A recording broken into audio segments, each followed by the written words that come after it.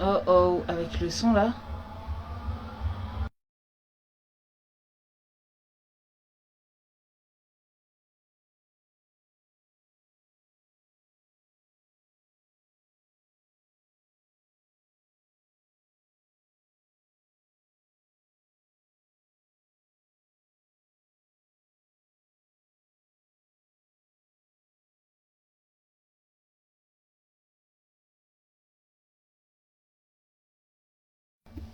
Hey, coucou les filles, j'espère que vous allez bien. Bienvenue sur le live. Bienvenue, bienvenue. J'espère que vous allez bien les filles, j'espère que vous m'entendez. Désolée, vraiment désolée. En fait, j'ai pris une mauvaise habitude, c'est que à chaque fois que je fais les flyers de live, je mets 21h30. Sauf que j'oublie que bah en fait, c'est l'heure de la prière en fait. Donc en tout cas à Paris, c'est l'heure de la prière et du coup je dois perdre cette habitude de mettre 21h30 mais de mettre plutôt 22h. Donc je suis vraiment désolée. J'espère que vous allez bien, que vous avez passé un bon mercredi. Certaines peut-être avec les petits. Tac tac tac, il faut que j'épingle. Ok, là c'est bien épinglé. Non, c'est pas épinglé. J'essaie d'épingler le titre. Ah, ça fait plaisir de vous retrouver les filles, ça fait tellement longtemps. Ça fait tellement longtemps. J'ai même plusieurs petits bébés diamants qui sont venus en DM qui m'ont dit on t'attend en fait. Oui, je suis désolée franchement. Comme je vous ai dit, c'est l'heure de Maghrib à Paris et en fait j'ai complètement pris l'habitude de mettre 21h30 sur mes affiches alors que bah on est passé vraiment dans les heures où Maghrib se décale. Donc ça devient de plus en plus difficile. Vous voyez? Coucou Nermine, Gansi, Adia, Ina, j'espère que vous allez bien les filles. Bienvenue sur le live. Un live qui va s'avérer vraiment oh, oh, oh, oh, diamant. Vous-même vous savez. Vous-même vous savez. Coucou Soa, j'espère que tu vas bien ma belle. Que tu profites bien là où tu es. Je sais pas si tu es revenu. J'espère que tu vas bien. Coucou ma belle. Belle gosse. Ah ouais, carrément. T'es trop mignonne. Ok, je pense qu'on va commencer. On va pas perdre plus de temps qu'on en a déjà perdu là. Voilà, donc encore une fois, je m'excuse. Hein. Je m'excuse et je vous remercie pour votre patience. C'était vraiment, on va dire, un problème de flyer. Voilà, un problème de flyer. Ok, so let's go. Le thème d'aujourd'hui, un thème vraiment diamant. Vraiment diamant. Oui, les filles, mes amis me répondent, Un thème vraiment diamant. On va parler d'un thème même tellement il est tabou qu'il est diamant. C'est-à-dire que tellement les gens n'osent pas toucher à ce thème-là qu'il est diamant. Il est diamant de chez diamant. Donc si vous êtes là ce soir, bienvenue. Oui, mon bébé Nelma est là. Oui. Non, je sens que c'est un thème qui va découler à un débat. Obligé. Wa alaykoum salam ma belle Shailene, j'espère que tu vas bien petit cœur. Ce thème-là, obligé, il va débattre. Il va sortir un débat à la fin. Je vous dis les gens, j'avais fait une première partie, une deuxième partie. Wa alaykoum salam Fatoumata. Une première partie, une deuxième partie de ce thème. Hey. Et les gens ont pleuré. Il y a même des gens qui ont quitté le live qui se sont dit non, Madame Lous, on peut pas regarder jusqu'à la fin. C'est trop dur. C'est trop dur. Ce que tu as dit là, c'est trop dur. On peut pas regarder jusqu'à la fin. Donc là, j'ai essayé de réfléchir à trouver une version un peu soft. Une version qui ne vous fasse pas trop pleurer, mais qui vous invite quand même à réfléchir. Parents toxiques. Parents toxiques. Ah, toi tu es là, tu t'assois, tu mets le foulard, et puis tu dis parents toxiques. Oui, je dis ça. Je dis ça. Je dis, et je n'ai pas honte. Pourquoi je vais avoir honte? Pourquoi je vais avoir honte? Je n'ai pas honte. Et c'est un thème qui est donné et qui vise tous les êtres humains. Que tu sois homme, que tu sois femme, que tu sois maman, que tu ne sois pas maman, que tu aies 16 ans, que tu aies 18 ans, que tu aies 20 ans, que tu aies 50 ans. C'est pour toi. Il n'y a pas d'âge. Ce thème-là, il n'y a pas d'âge. Il n'y a pas d'âge, oh, il n'y a pas d'âge. Même déjà, mon côté africain ressort. Oui, parce que non, c'est-à-dire que ça, c'est ma spécialité. C'est ma spécialité. Il y a trop à dire. Oh là là, mettez les cœurs. Mettez les cœurs. Ça n'a pas commencé, mais ça va être le show, hein. Je rapproche l'eau près de moi parce que je sens que je vais devoir m'hydrater beaucoup. Viens ici. Oui. Je vais beaucoup devoir m'hydrater dans ce thème-là. Je sais déjà. Tellement il y aura le show. Mettez les cœurs, les filles. Mettez les cœurs. Donc, le thème d'aujourd'hui, ça va être parents toxiques. Comment vivre avec? Comment vivre avec? Ça veut dire que toi, madame qui m'écoute, peut-être que tu es mariée, tu as fait ta vie, hein, mais tu sais très bien qu'il y a des choses que tes parents font, c'est nocif sur toi. Ou alors dans ton couple, il y a des choses qui vont pas bien et que ton homme, il te dit toujours, ça c'est tes parents. Toi-même, tu sais qu'il y a une part de vérité. Quand ton mari, vous vous disputez, il dit oui, ça de toute façon, c'est les séquelles. C'est comme ta mère, c'est comme ton père. Tu reproduis la même chose. Voilà, ça c'est pour toi. Ou alors peut-être que tu es encore jeune. Tu as peut-être 16 ans, 18 ans, 17 ans. Tu vis encore chez tes parents. Tu es célibataire. Peut-être même tu as 20 ans, tu as 35 ans, tu es retourné chez tes parents. Ou alors tu n'as jamais encore quitté le domicile. C'est de ça dont il va parler ce soir.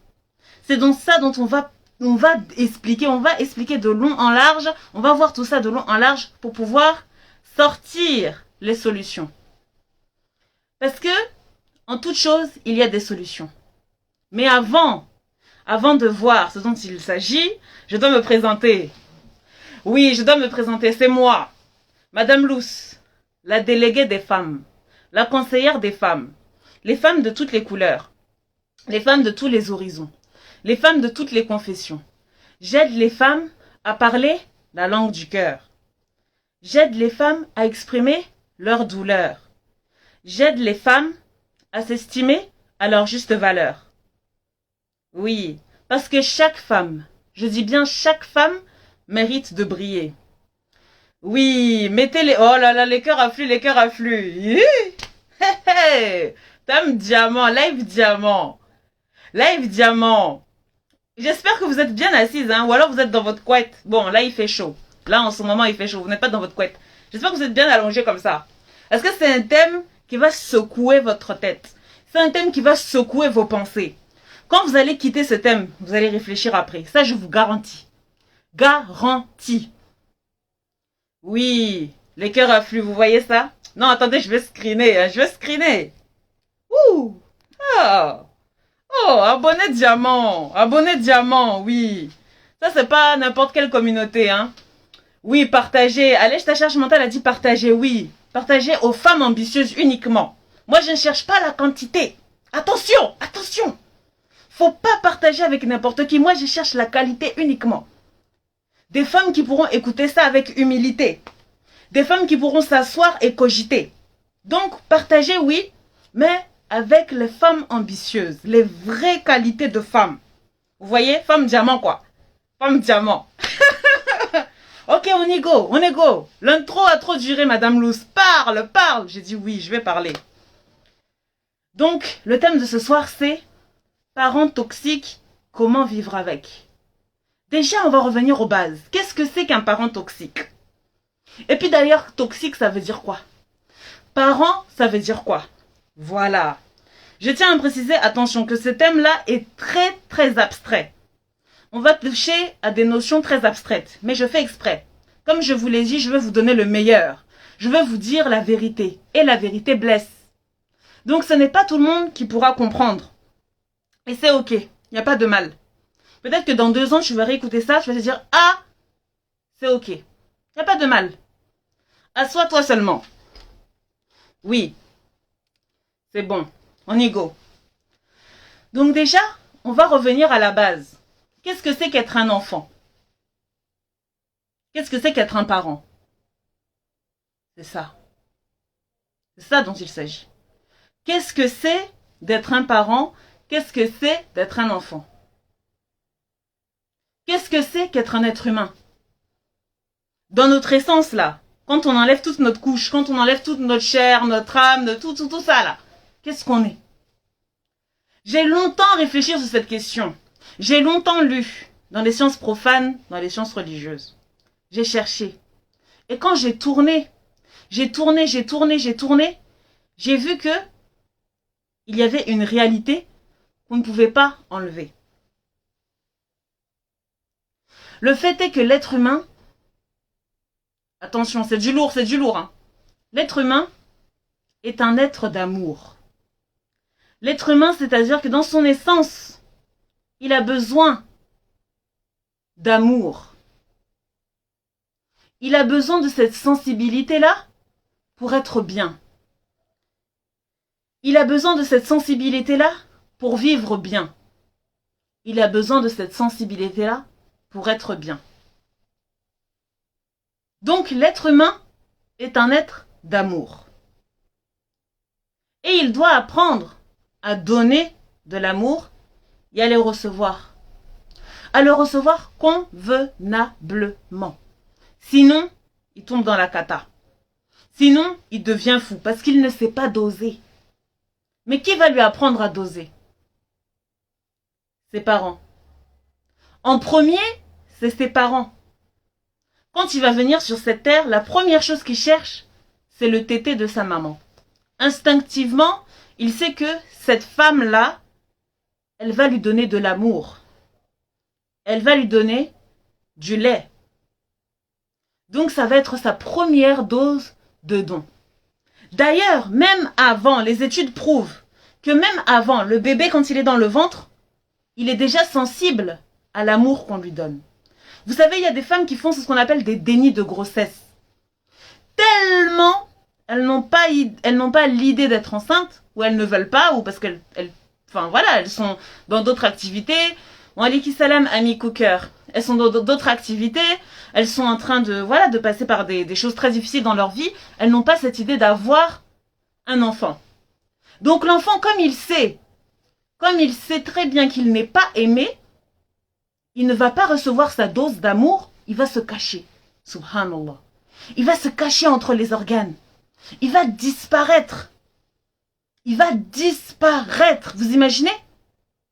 Et dès que la dame, elle va faire le test de grossesse, parce que souvent, les dénis de grossesse, la femme, il y a un moment donné, elle a un petit peu mal au ventre et tout. Elle va chez le médecin lui annonce que elle est enceinte. Qu'est-ce que le bébé fait? Tout de suite, le bébé prend sa place. Vous imaginez ça? Le bébé prend sa place. Et c'est là que le bébé commence, petit à petit, à se manifester. Mais ensuite, qu'est-ce qui se passe? Qu'est-ce qui se passe dans l'espace? Le bébé naît. Et tout de suite, les médecins, ils sont catégoriques. Ces enfants-là, quand ils naissent, ils sont comme éteints.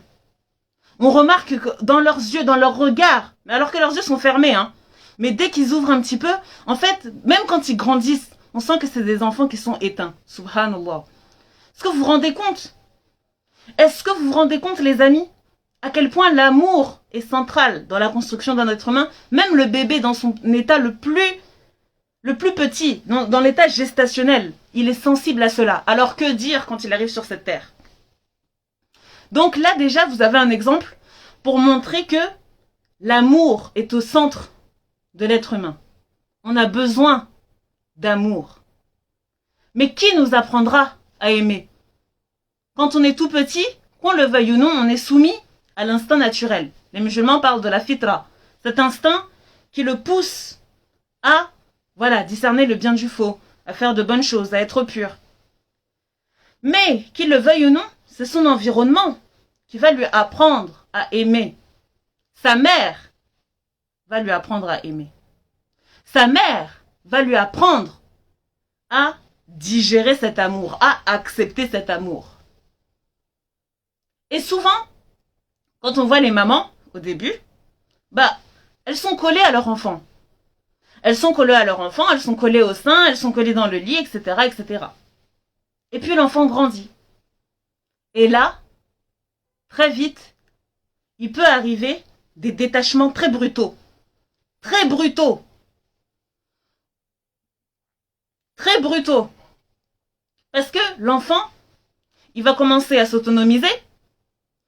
Il va commencer à chercher, voilà, l'extérieur, le regard extérieur, etc. Et là, il va chercher une autre sorte d'amour, en dehors de la famille, dans le regard des autres, dans la société. Il va chercher comment est-ce que je peux plaire. D'ailleurs, à l'adolescence, les hormones travaillent. Que tu sois un homme ou une femme, tu vas chercher comment je peux plaire au sexe opposé. Comment je peux plaire au sexe opposé. Et c'est là qu'arrive une construction très très fondamentale. C'est la manière dont vos parents vous ont montré l'amour. C'est la manière dont vos parents vous ont expliqué comment aimer. C'est pour ça qu'il y a des personnes, elles rentrent dans des relations de dépendance affective. C'est pour ça qu'il y a des personnes qu'elles rentrent dans des schémas de destruction pas possibles. Pourquoi? Le point commun entre tous ces gens-là, c'est quoi? C'est qu'à la maison, là, la manière dont ils ont appris à aimer, c'était pas normal. Ce n'était pas sain. La base de tout, c'est ça. La manière dont on t'a appris à aimer. La manière même dont tes parents s'aimaient. Comment ils s'aimaient, tes parents? Alaykoum salam, Aïcha Écriture. Oui, une femme diamant. Comment est-ce que tes parents ont appris à aimer? Comment ils se sont-ils aimés? Est-ce qu'à la maison, c'était toujours les cris? Est-ce qu'à la maison, tu as entendu tes parents dire je t'aime? Il y a beaucoup d'enfants, ils n'ont jamais entendu leurs parents dire je t'aime. Moi-même la première, je lève la main. Je n'ai jamais entendu dire mes parents dire je t'aime. Même se faire des bisous. Moi, j'étais persuadée que les noirs là, ils savaient pas faire des bisous. Oh. Bon, moi, je voyais ça à la télé, je vois les blancs là, ils font des bisous pour dire bonjour, pour dire au revoir, c'est bisous toujours. Bisous, câlin. Moi, mes parents, là, j'ai jamais vu ça. Moi, je savais pas. Je me rappelle un jour, j'ai dit une phrase comme ça, j'ai dit « Ah, parce que les noirs, ils font des bisous ?» Et ma mère, elle m'a regardée, j'ai dit « Bien sûr que les noirs, ils font des bisous. » Mais c'était là, j'étais choquée. J'étais choquée, j'ai dit « Ah bon? Les noirs, ils savent faire des bisous. » Je savais pas ça. Je savais pas ça. Même quand je vais dans d'autres maisons, moi, je parle des noirs parce que je suis noire. Je vois que y a pas ça, y a pas cette tendresse. Et puis j'ai découvert l'islam. J'ai dit, ah, c'est fini. Parce que l'islam, c'est une boussole. C'est une boussole qui vous montre comment aimer, comment donner de l'amour. Et ça, pour toutes les créatures du monde entier. Que ce soit les plantes, que ce soit les animaux, que ce soit les frères et sœurs, que ce soit les étrangers, que ce soit les gens qui croient en la même chose que toi, les gens qui ne croient pas en la même chose que toi, les gens qui croient un petit peu à la même chose que toi, les gens qui croient carrément pas à la même chose que toi. Bref, dans l'islam, il y a tout ça. Pour tout le monde, il y a des manières. Il y a des manières de faire. Il y a un savoir-faire qui est déjà écrit. Il suffit d'aller chercher. Donc, quand j'ai vu qu'en islam, on expliquait comment aimer, j'ai compris que j'avais, dans mon éducation, eu beaucoup de mensonges. C'est là on arrive. C'est là on arrive, les filles. Mettez les cœurs. Oui, je vois que Paris Djoula rit. Oui, toi-même, tu sais. Moi, j'étais persuadée. Moi, je voyais bisous. Moi, j'ai dit bisous, ça, c'est pour les blancs. Parce que nous, on fait pas ça. Et ça, Maïlaf a dit, ce sera mis en replay. Oui, bien sûr. Un live d'utilité publique comme ça. Je peux pas, franchement, je peux pas ne pas le laisser en replay. Je vais le laisser en replay, ça, là. Je vais le laisser. T'inquiète pas, ma belle. T'inquiète pas. Oui, mettez les cœurs, les filles. Parce que là, on arrive dans le vif du sujet. On arrive, c'est-à-dire que c'est la meilleure partie du film, là, c'est là. C'est là, oui, les cœurs affluent. Hey, Seigneur, ce que je vais dire là, est-ce qu'ils sont prêts? Non, ils sont pas prêts. Vous n'êtes pas prêtes. Vous n'êtes pas prêtes, les filles. Oui, les cœurs affluent, les cœurs affluent. Oui, et ça, My Life met des petits cœurs emoji, sourire. Bisous. Je te fais un bisou, je t'envoie un bisou. Oui, les cœurs affluent. Merci les filles, vous êtes adorables. Ah, je suis essoufflée comme ça n'a même pas commencé, Madame Luce. Reprends-toi là. Reprends-toi, je me reprends, c'est bon. Donc, tu arrives dans une famille où tu ne vois pas de démonstration affective. Dans cette famille, tu ne vois pas de démonstration affective. Comment est-ce que tu vas te construire? Comment est-ce que tu vas te construire? Parce que retenez bien ce que je vous ai dit. L'être humain, il a besoin d'amour pour vivre. L'être humain, il a besoin de se sentir aimé.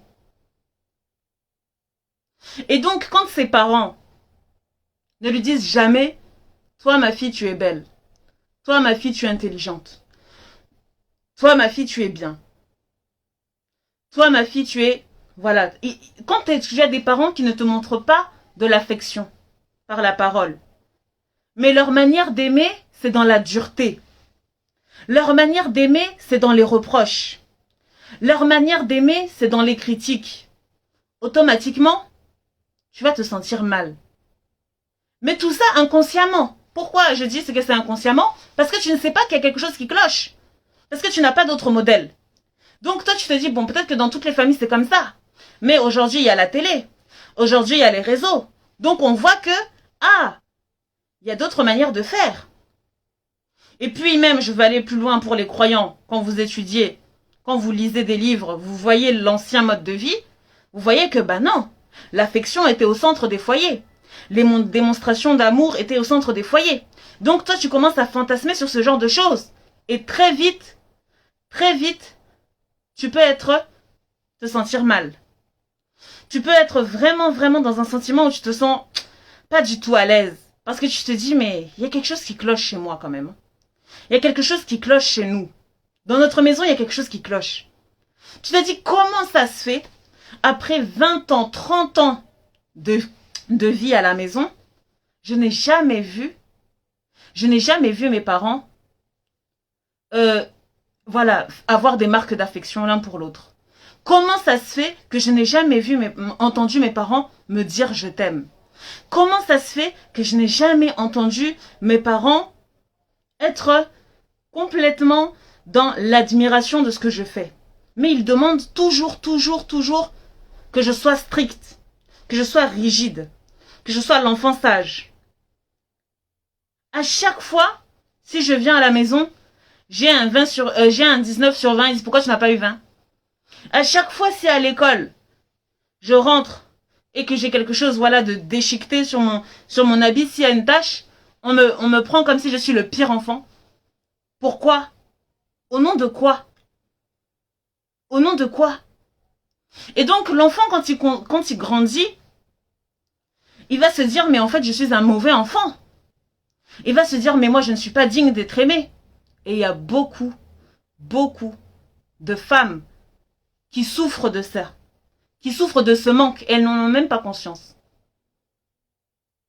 Et donc, elles vont se mettre dans des relations tellement toxiques, et elles vont accepter.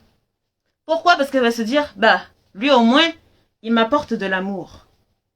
Mais comme toi, tu n'as jamais appris à t'aimer toi-même, tu n'as jamais appris à te donner toi-même, tu ne sais pas quelle est la bonne manière de recevoir de l'amour.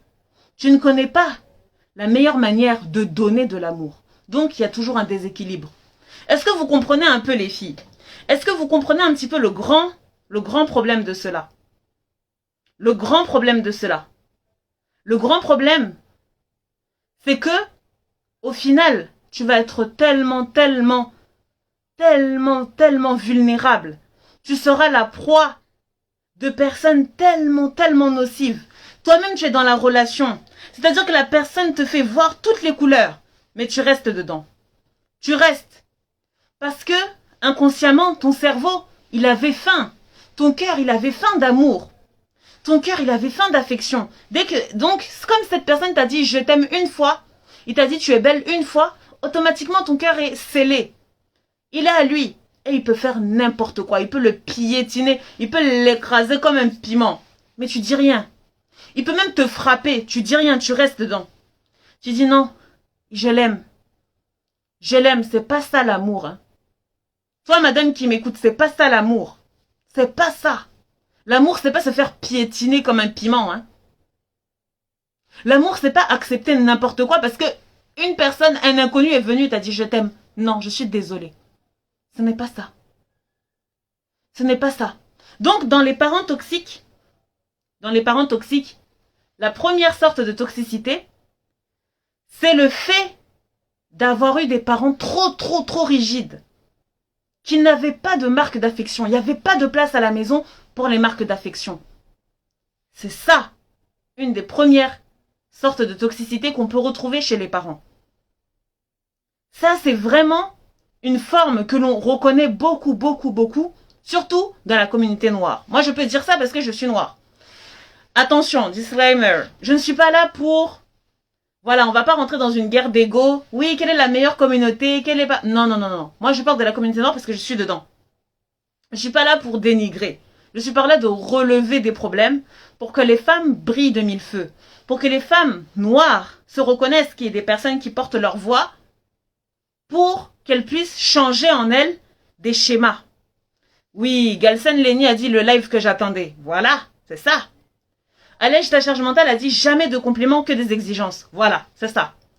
C'est-à-dire que toi, je dois être l'enfant parfait, mais tu n'auras jamais de compliments de ta vie. Et donc, toute ta jeunesse, tu vas attendre ce moment où ta mère ou ton père va te dire « Waouh, c'est génial !» Et il y a différents niveaux. Hein. Donc pour moi, le premier niveau de toxicité, on va le mettre là. Le premier niveau, c'est quand tu as des parents qui ne te disent jamais que ce que tu fais est bien. Ils te disent jamais que ce que tu fais est bien. Tout ce que tu fais est mal. Ils ne savent que faire des reproches. De leur bouche, ils ne savent que faire des reproches. Quand tu dis des mots doux, quand tu dis « Maman, tu es jolie, papa, tu es gentil », ils te regardent d'un coin de l'œil en faisant « Tu veux quoi? Tu veux quoi encore? Là, je sais que tu veux me demander quelque chose.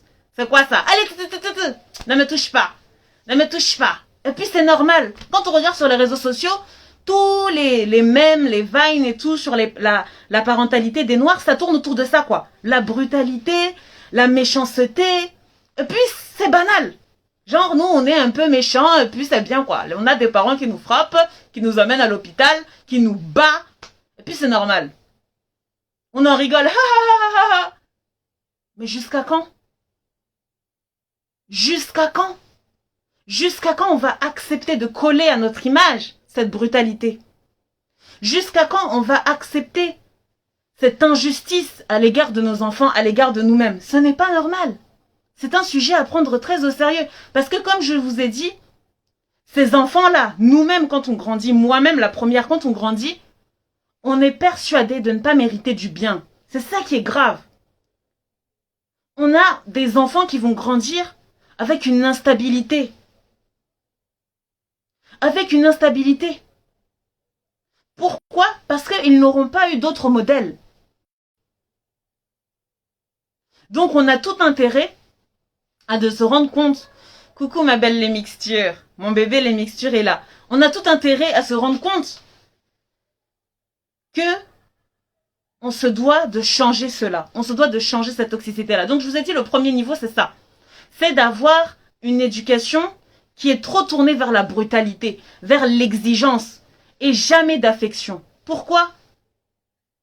C'est l'enfant que tu as tant aimé, que tu as tant nourri, que tu as tant logé. Mais tu ne sais pas dire je t'aime. Tu ne sais pas dire mon enfant tu es beau. Il n'y a pas d'âge. Pour l'être humain, comme je vous ai dit, l'être humain c'est un être d'amour. Il a besoin de recevoir de l'amour toute sa vie. Et encore plus quand il vieillit parce qu'il voit ce qu'il y a dehors. Dehors ça fait peur.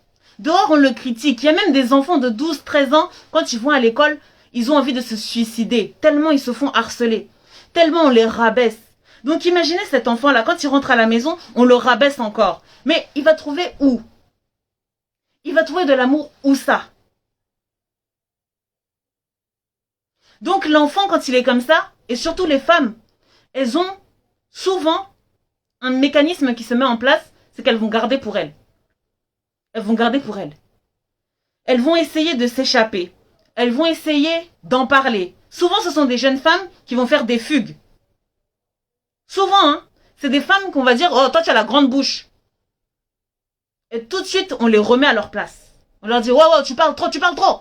Tais-toi là, tu te prends pour qui?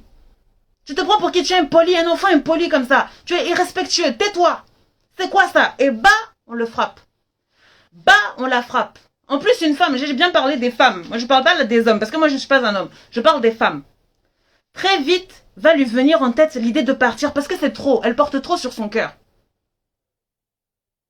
Et on va la catégoriser d'enfant grande bouche, de femme grande bouche. On va dire c'est pas bien. Une femme ne parle pas comme ça. Hein? C'est quoi ça? Quand elle se sent trop étouffée, elle va fuguer. Elle va fuguer. Parce que c'est trop. C'est-à-dire que l'être humain, il a une capacité de résistance. Il peut résister, mais au bout d'un moment, il ne peut pas résister. Parce que quand il voit ses parents, il ne voit pas des gens de confiance. Mon Dieu, mais quelle calamité. Il voit des gens qui doivent fuir. Il voit des gens qui doivent fuir parce que sa parole n'a pas de valeur. Parce que sa parole n'a pas de valeur. Et tout ça, c'est orchestré par une mentalité qui est basée sur de l'injustice pure et dure, qui est, ah, chez les Noirs, c'est comme ça, hein. Bah, chez les Noirs, c'est comme ça, on parle pas mal, on est dans la brutalité, on n'a pas d'amour, on n'a pas d'affection, mais c'est comme ça. Subhanallah, c'est comme ça, et ça veut dire quoi? Ça veut dire quoi? C'est pas comme ça. C'est pas comme ça, c'est pas normal. Par la grâce de Dieu, on a des modes de vie qui sont là pour nous montrer comment être normal, comment aimer correctement, comment recevoir de l'amour correctement de nos parents, comment leur donner de l'amour correctement. Par l'obéissance, certes, mais il faut se référer au livre divin. Il faut se référer à la science. Et dans la science, qu'est-ce qu'on dit? On dit que l'être enfant, il a besoin de stabilité. L'être enfant, il a besoin d'affection. L'être enfant, il a besoin de se sentir aimé. Peu importe son âge, qu'il ait 16 ans, qu'il ait 17 ans, qu'il ait 18 ans, qu'il ait 30 ans, qu'il ait 50 ans. Il a besoin de savoir que ses parents l'aiment. Il a besoin d'entendre des compliments. Comment ça se fait que quand on sort, et moi je me rappelle, ça c'est un truc qui m'avait tellement marqué quand j'étais petite, je voyais que ma mère, quand elle sortait, c'était une autre personne, quoi. J'en suis sûre que vous allez y reconnaître. Parce que quand elle est dehors, c'est la maman parfaite. Quand elle voit les enfants des gens, ah ma chérie, ah il a grandi, oh là là, elle est trop mignon, elle est trop belle, regarde là, avec ses petites nattes et tout. Toujours des bons compliments devant les autres, avec les enfants des gens, on est à la mosquée, on est partout, toujours. Dès qu'on rentre à la maison, wouh, un autre visage. Oh, fais comme ça, c'est quoi ça? Pourquoi tu as mis le châle comme ça? C'est quoi ça? Tu vois comment tu es habillé? Et c'est quoi ça? Va te doucher, Comment? Je me rappelle que toujours j'étais choquée. Comment ça se fait que quand on est dehors, que quand nos parents sont dehors, ils ont cette facilité à être pleins d'amour. Mais quand ils rentrent à la maison pour leur enfant, ils n'ont pas cette facilité-là. Ça touche à tous les êtres humains. Tous les êtres humains sont comme ça. Tous les êtres humains sont comme ça. Quand ils pensent au regard de l'autre, de l'extérieur, il a cette facilité à faire du bien. Mais avec ses proches, c'est plus difficile parce qu'il y a l'habitude, parce qu'il y a la routine, etc., etc. Mais ça doit être le contraire, subhanallah. C'est avec tes enfants que tu as mis au monde que tu dois être rempli d'affection. C'est avec tes enfants que tu dois être rempli d'amour. Avec ceux des autres, oui, mais avec les tiens aussi. Et quand tu demandes, quand tu parles à tes parents, moi je me rappelle, à chaque fois je disais à mes parents, et surtout à mon père, je dis, mais en fait, vous voulez qu'on soit juste des enfants modèles, qu'on ait des 20 sur 20, c'est tout. C'est juste ça que vous attendez. Moi je disais toujours à mon père, je dis, mais tu sais qu'on est plus que des notes. Je disais ça à mon père, tu sais qu'on est plus que des notes. Bien sûr, il m'a fouetté. Dès que j'ouvrais ma bouche là, il me fouettait, il me disait, mais toi tu as la grande gueule. C'est-à-dire que toi, tu es vraiment celle qui a la grande gueule. C'est quoi ça? Comment tu oses me parler comme ça? J'ai dit ok. Mais je lui disais toujours, je dis, mais tu sais qu'on est plus que des notes? Même quand on avait des bonnes notes, il disait pourquoi? Pourquoi tu as que 17? Pourquoi tu as que 17? Donc c'est-à-dire que l'enfant, quand il grandit, il va toujours avoir cette blessure en lui. Cette blessure de ne pas être aimé. Cette blessure de ne pas être accepté comme il est. Et ça, c'est très toxique. Les parents, si toi, madame, tu es mère, si toi, madame, tu as des enfants en bas âge, je sais que pour toi, c'est facile aujourd'hui de leur dire je t'aime. Je sais que pour toi, c'est facile de les tenir, de les faire sauter sur tes genoux parce qu'ils sont jeunes. Mais pense au moment où ils vont rentrer dans l'adolescence. Réfléchis dès maintenant. aux paroles que tu vas leur dire, aux manières dont tu vas lui parler. Essaye de calculer. Essaye de calculer. Essaye de calculer. Est-ce que tu dis plus de paroles gentilles que de paroles méchantes? Est-ce que tu dis plus de reproches que de compliments? Est-ce que tu arrives à complimenter ton enfant? Moi, je trouve ça grave. Je trouve ça très grave qu'une semaine se passe sans qu'on entende des compliments. C'est grave. Et pourtant, les parents, ils ont une nia sincère. C'est-à-dire que là, dans leur cœur, ils disent, oui, mais nous, c'est notre manière d'aimer. Hein. Nous, c'est comme ça. Nous, on aime comme ça, hein, parce que, bon, voilà, hein, nous, on aime, parce que nous, c'est comme ça. Moi, tu savais, moi, j'étais... Ah oui, ça, c'est la parole de tous les parents. Moi, je marchais 2 heures de temps pour aller à l'école. J'avais un sac en plastique. J'avais un sac en plastique. Quand je rentrais, j'allais au champ. J'aidais mes parents. Ensuite, j'allais à la madrasa. Je n'avais pas d'habits comme toi. Je dis, subhanallah, subhanallah, faut pas tout mélanger. Faut pas tout mélanger. On n'a pas dit que vous étiez des mauvais parents. On n'a pas dit que vous étiez des démons. Wa'adhu billah. Non. Vous êtes des parents extrêmement, extrêmement affectueux parce que vous nous donnez de l'amour. Parce que vous nous donnez de l'amour. Oui, les amis, s'il vous plaît, mettez les questions dans la boîte à questions. Parce que sinon, ça va défiler très vite et je ne vais pas suivre, les amis, d'accord? Je vois qu'il y a des belles questions, j'entrevois dans les lignes, mais je ne peux pas tous les lire. Donc, prenez-les et mettez dans la boîte à questions. Comme ça, je les reprendrai tout à la fin. Donc, là, tu arrives à un moment donné où tu te dis, mais ça ne sert à rien que je parle. Donc, tu vas taire sur toi. Tu vas garder ça. Mais jusqu'à quand cette injustice va arriver? Va finir? Jusqu'à quand cette injustice va se prolonger? Souvent, c'est à l'âge adulte que ça éclate. Quand la femme part pour construire sa propre vie.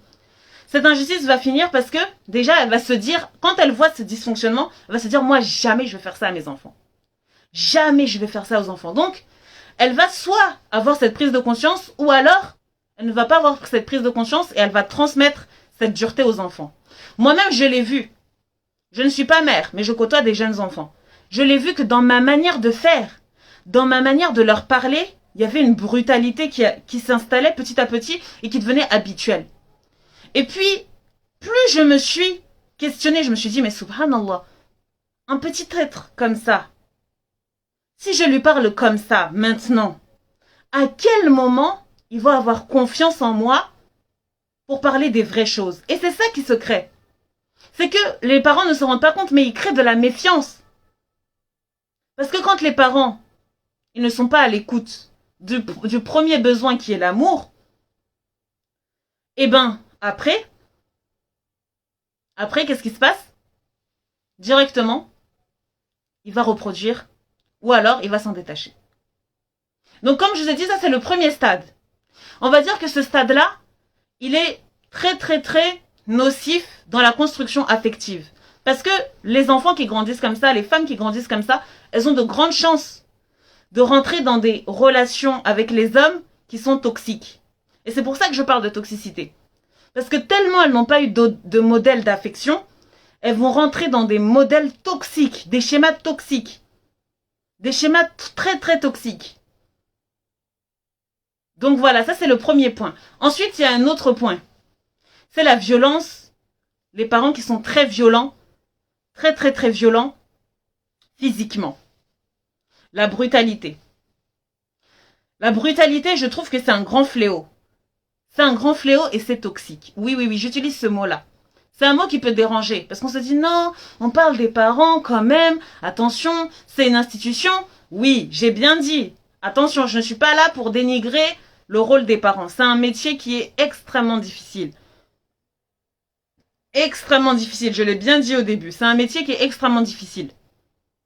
Mais il faut bien prendre conscience qu'il faut faire preuve d'humilité pour changer ce qui est toxique. Et c'est le mot, c'est toxique.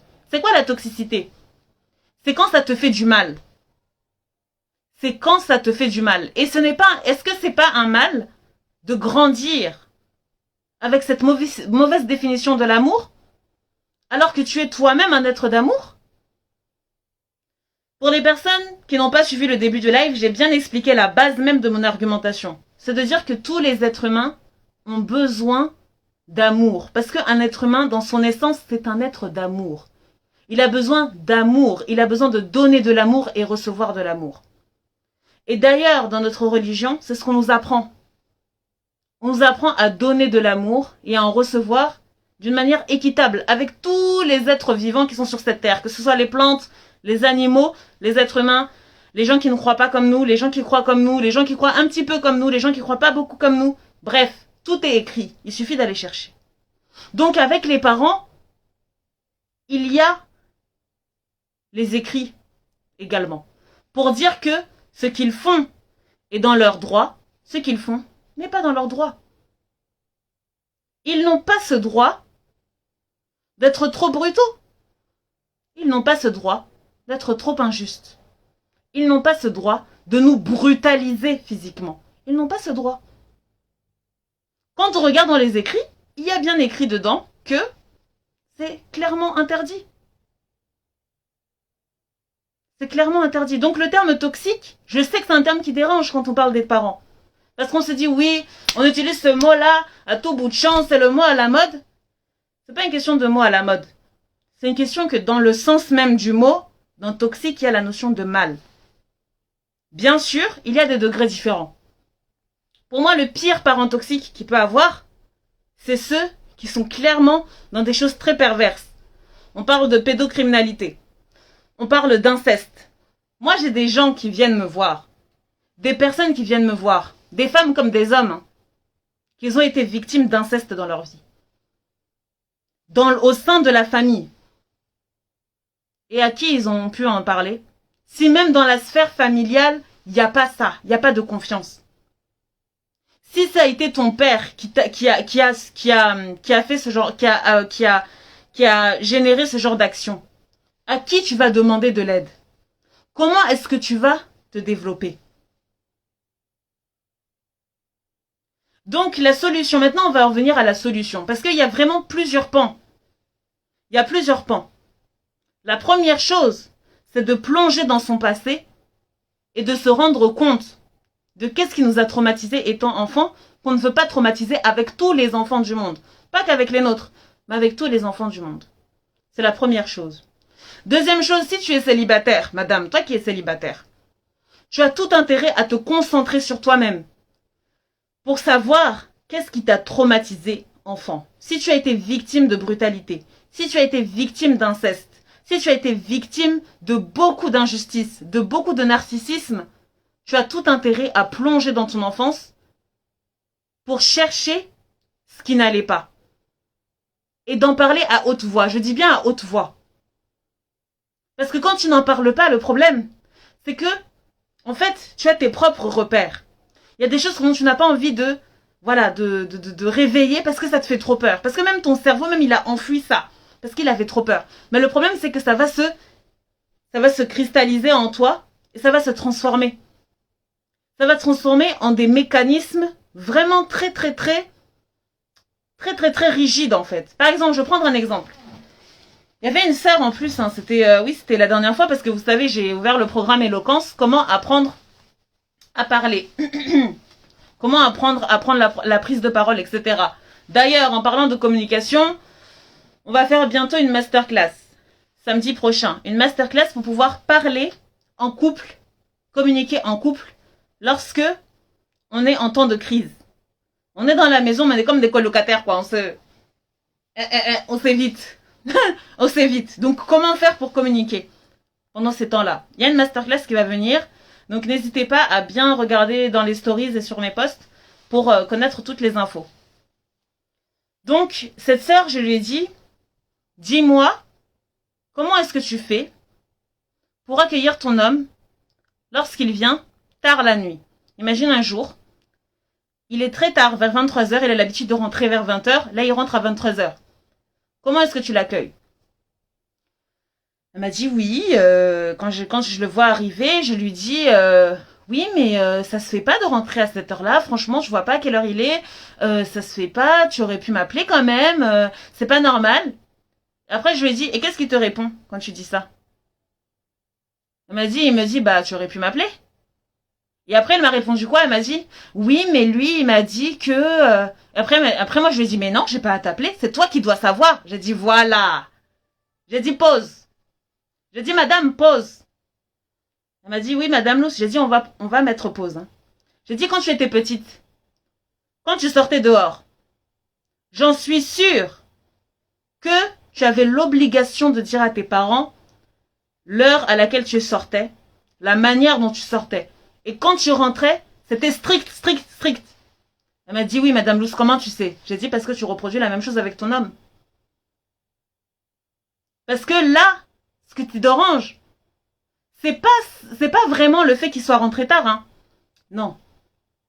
Ce qui te dérange, c'est que ça pique ta manière d'aimer. Parce que pour toi, ta définition de l'amour, comme tes parents te l'ont montré, c'est d'être dans la rigidité, d'être strict, d'être dans un cadre. Subhanallah, ton homme, il est arrivé. Ça se trouve même, il était en train d'aider une personne qui a eu un accident. Il est parti peut-être à l'hôpital, il n'a pas eu le temps, son téléphone est déchargé, tu sais pas. Tu viens, tu l'agresses comme ça. Et puis tu le fais naturellement. Je lui dis, ça c'est pas sain. Mais si tu le fais, c'est que pour toi c'est naturel. Donc si c'est naturel, c'est qu'il y a quelqu'un qui t'a appris à aimer comme ça. Et cette personne, c'est sûrement ta mère ou ton père. Elle a dit, oui, madame Luce, tu as raison, c'est ma mère. Je dis, voilà. Parce que les parents, c'est eux, les premières personnes qui nous apprennent à trouver la meilleure manière d'aimer. Et malheureusement, dans leur manière d'aimer, il y a de la rigidité, mais il n'y a pas l'affection. Donc cette rigidité-là, elle devient la seule manière d'aimer. Donc dans ton couple, tu vas répéter ça. Avec tes enfants, tu vas répéter ça. Et puis quand l'enfant, il va en avoir marre, il va essayer de parler, tu vas lui dire, oui, mais tu es ingrat. Moi, je t'aime, c'est pour ça que je te dis tout ça. C'est par amour. C'est par amour. Moi, tu sais, à l'époque, moi, j'avais pas le droit de faire ci, j'avais pas le droit de faire ça. Subhanallah. Là, c'est l'ego qui parle. C'est l'ego. Est-ce que vous voyez un peu, les amis? Est-ce que vous avez compris? Parce que c'est tellement technique, j'ai peur de vous perdre. Mettez-moi des cœurs, s'il vous plaît. Mettez-moi des cœurs, parce que là, vraiment, on touche aux conséquences même de cette rigidité parentale, de cette rigidité éducationnelle. Mettez-moi des cœurs, les amis. Oui, j'attends vos cœurs, j'attends vos cœurs. Attendez, je bois. Wouh, wouh.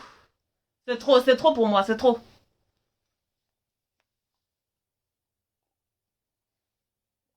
J'ai vu 5 cœurs. 5. Ah, ok. Vous êtes là, vous êtes là. Eh ben, waouh. Waouh. Les cœurs affluent, les cœurs affluent, les cœurs affluent. C'est ça qu'on appelle femmes diamants. Les femmes qui aiment apprendre. Les femmes qui font preuve d'humilité, qui écoutent avec humilité. Même si elles sont pas d'accord, elles écoutent. Et puis après, elles vont témoigner. La session de témoignage d'aujourd'hui, là, je sens que ça va être du lourd. Ça va être du lourd. N'hésitez pas à mettre vos questions dans la bulle. Parce que je sais qu'il va y avoir du lourd ce soir. Oui. Donc, j'ai dit à la sœur, c'est parce que, oui, Maria course mon bébé. J'aime ton commentaire. J'aime les émojis comme ça. Oh là là. Il y a trop de cœur. Je sais pas où donner de la tête, quoi. Je dois répondre, je sais plus où aller. Ah. On peut être diamant comme ça? Piré.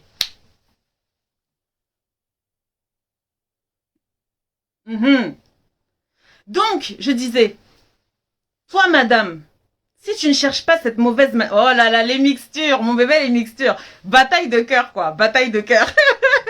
Le mixture a mis cœur. J'aime ça, j'aime. Je vais t'envoyer des cœurs aussi. Mon bébé, les mixtures. Désolée, je suis obligée de saluer mon bébé quand même. Oui. Donc, quand tu ne sais pas identifier cette rigidité dans ton éducation, tu vas le reproduire. Et tu vas te mettre dans des choses vraiment ridicules. C'est ridicule. Oui, Hank Solidarity, tu es adorable. C'est ridicule. C'est ridicule. Elle-même, quand je lui ai dit ça là, ça l'a marqué. Elle a dit, ah, Madame Luce, tu as touché un point sensible, hein? J'ai dit oui. C'est mon travail. La vérité blesse. Je suis là pour te dire la vérité. Il m'a dit, non, ce que tu as dit là, c'est trop vrai. C'est vrai que moi, quand j'étais plus jeune, à chaque fois, mes parents, bon, c'est vrai que leur manière d'aimer, c'était d'être rigide. C'était d'être très, très strict. C'était leur manière d'aimer. Je dis oui. C'est souvent le cas dans notre communauté. L'amour passe par la brutalité. Subhanallah. L'amour passe par la rigidité. Mais il y a une autre part d'amour. C'est l'affection. C'est la verbalisation. C'est vrai, il y a plusieurs langages quand même. Mais il y a la base.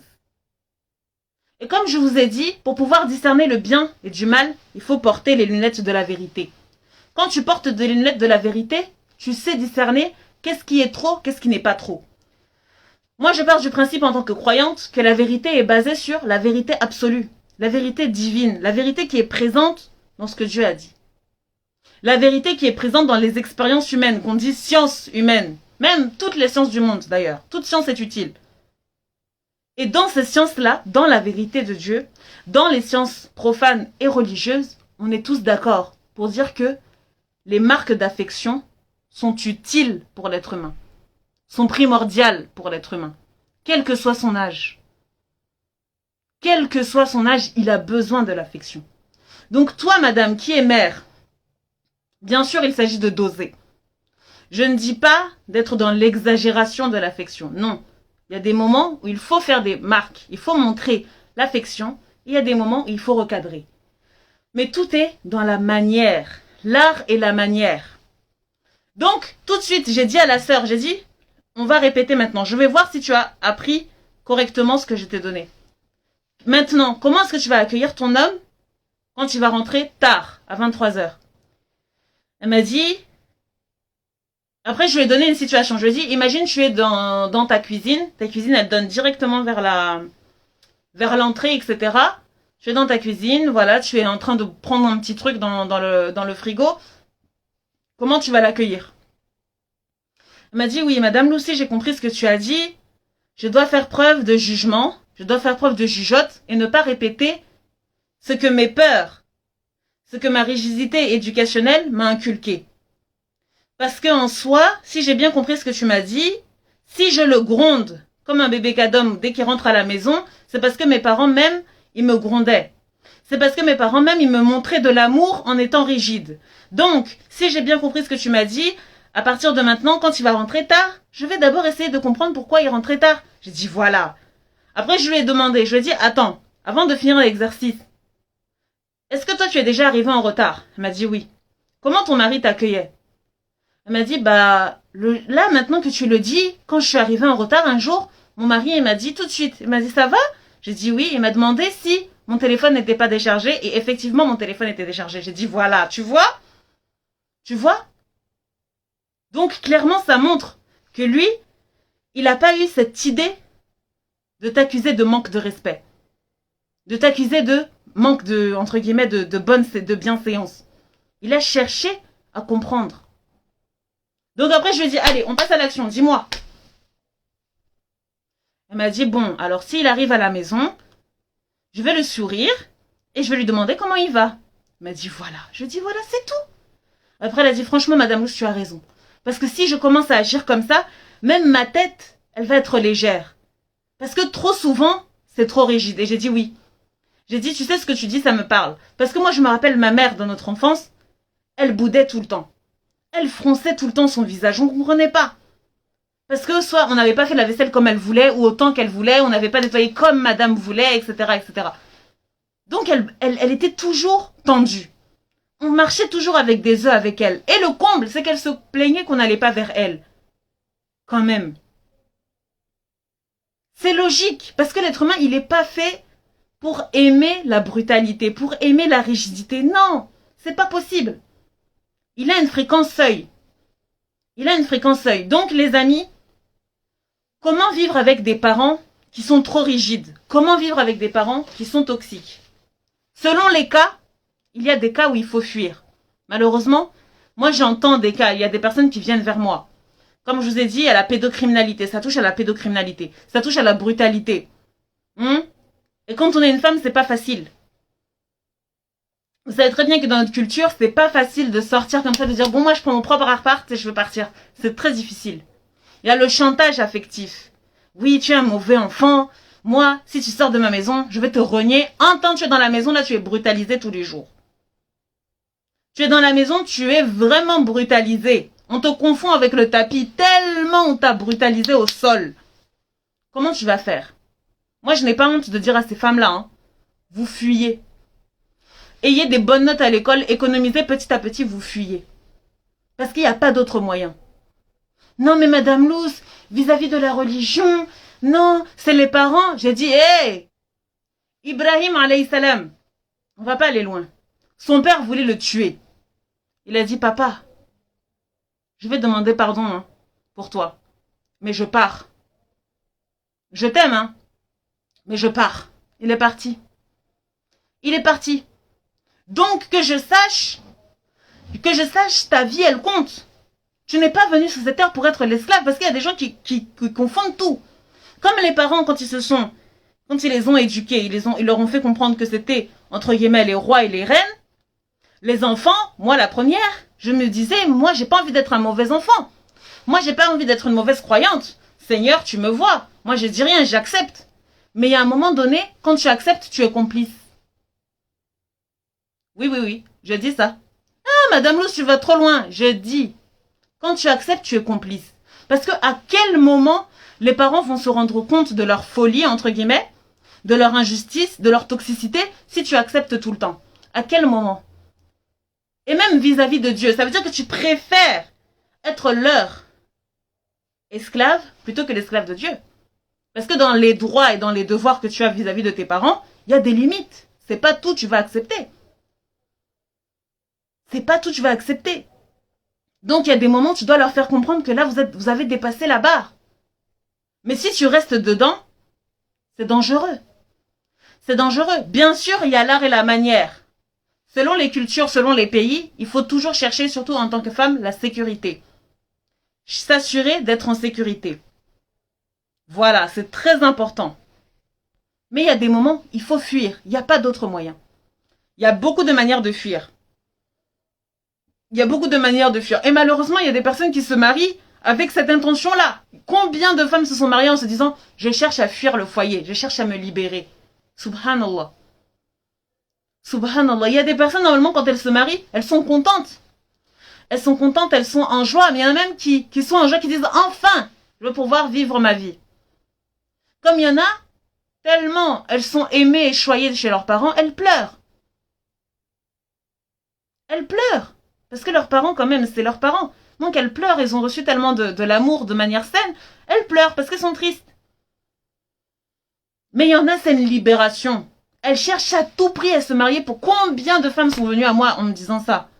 En me disant, bon, moi j'ai cherché à me marier pour me sortir. J'ai dit, mais tu es injuste. Je leur dis comme ça, je dis, tu es injuste. Parce que ton mari, il n'a pas à supporter cette douleur que tu as en toi. Cherche à réparer déjà ce que tu as en toi, là. C'est pas normal. C'est très très injuste ce que tu veux faire, là. Oui, mais tu comprends pas. C'est une bouée de sauvetage. Moi, chez moi, j'ai dit oui, mais ça, j'ai pas dit le contraire. Mais fais preuve d'humilité. Fais preuve d'humilité, parce que le problème, c'est que quand tu fais ça, tu vas rentrer dans ton foyer, tu vas avoir beaucoup d'attentes. Tu vas avoir trop d'attentes. Comme la sœur, là, comme je vous ai dit, la sœur qui a accueilli son mari de manière trop rigide. C'est-à-dire que tout ce que va faire ton mari, ce sera sujet. Pourquoi? Parce que chez toi, tu es déjà très sensible aux marques d'affection. Tu es très sensible à ta manière de recevoir le respect. Donc ça va te toucher. Donc tu as tout intérêt à travailler ce qu'il y a en toi déjà. Et après te mettre en couple. Ou alors de te mettre en couple et en même temps de travailler sur toi. Mais en tout cas, essaye de faire preuve d'humilité pour travailler cela. Pour les personnes qui ont des parents qui sont clairement dans l'inceste, la pédocriminalité, fuyez. Vous aussi, vous êtes concernés. Quand je vous dis de fuir, vous fuyez. Les filles, fuyez. Je sais que vous aimez vos parents. Je sais que tu aimes ta mère ou ton père. Mais tu dois fuir. Tu dois fuir.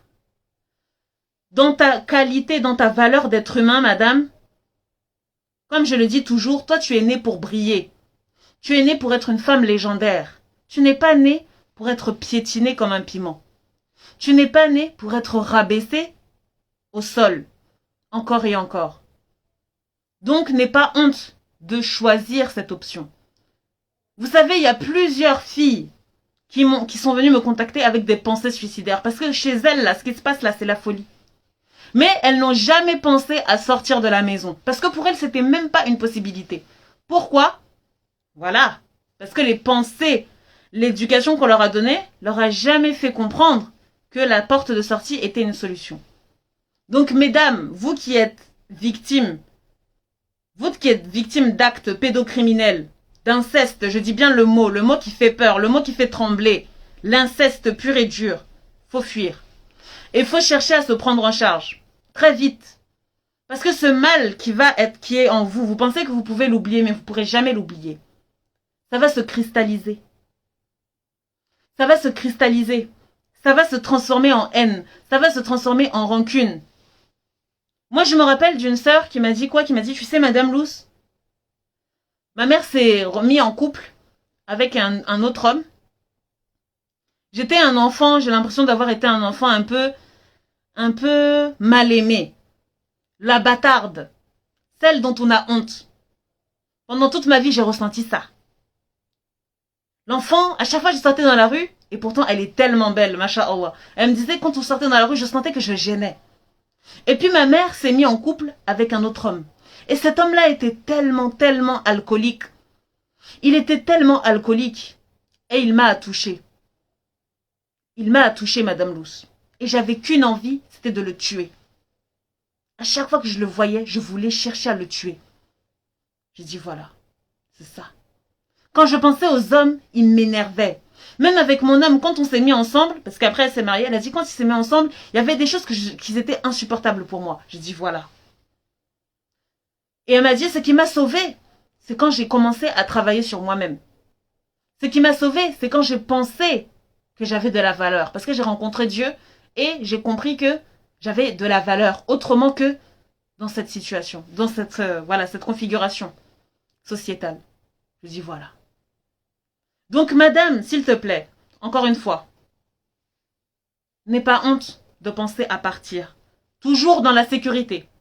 Toujours dans la sécurité. Si tu es en France, sache qu'il y a énormément de structures où on peut t'apporter une certaine sécurité.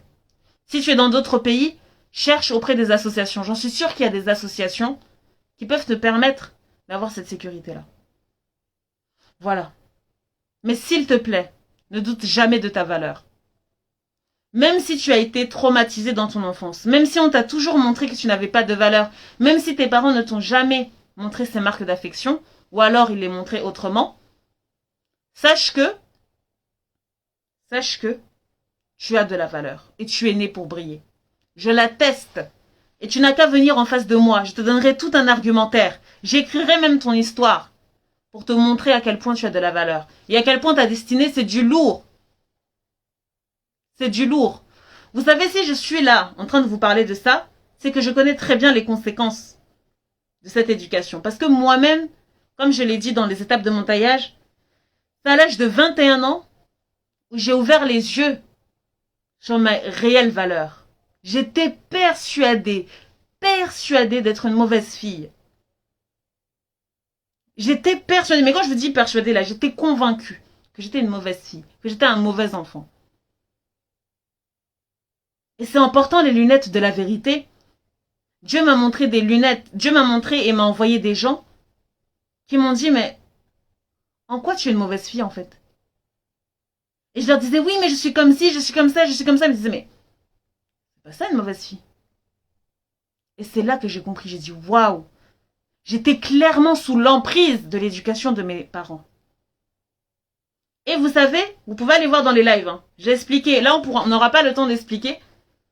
J'ai fait asseoir mes parents, bien sûr toujours avec bonté, clarté, amour et affection, parce que je connais la langue du cœur.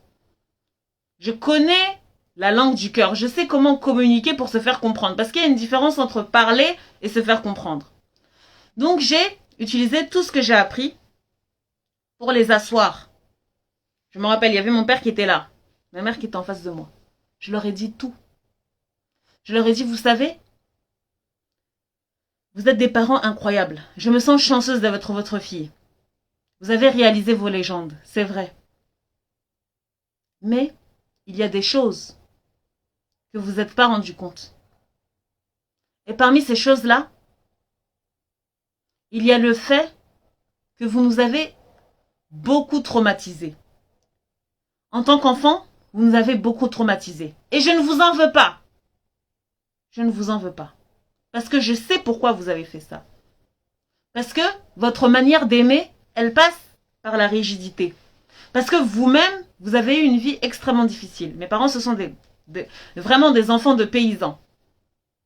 Mais aujourd'hui, je ne pourrai plus jamais vous laisser répéter certaines choses. Vous nous avez humiliés. Vous nous avez rabaissés. Vous nous avez menti. Vous nous avez fait croire qu'on était des mauvais enfants, qu'on n'était pas assez bien, qu'on n'avait pas de valeur. Mais c'était faux. Et si vous l'avez fait, c'était parce que vous pensiez, vous étiez sûr que c'était pour notre bien. Mais malheureusement, la vérité, c'est que vous n'avez pas su doser. Parce que vous nous donniez beaucoup de rigidité, mais vous ne donniez pas d'affection. Et quand on donne beaucoup de rigidité, le cœur s'endurcit. Et la confiance laisse place à la méfiance. Et l'amour laisse place à la rancune. Donc aujourd'hui, je n'ai pas de rancune. Parce que je suis persuadée que vous nous aimez. Je suis persuadée que c'était un bien pour vous. Mais ça ne change pas qu'à partir de maintenant, je ne laisserai plus jamais aucun manque de respect, aucune humiliation, aucun rabaissement. Je ne laisserai plus jamais passer ça.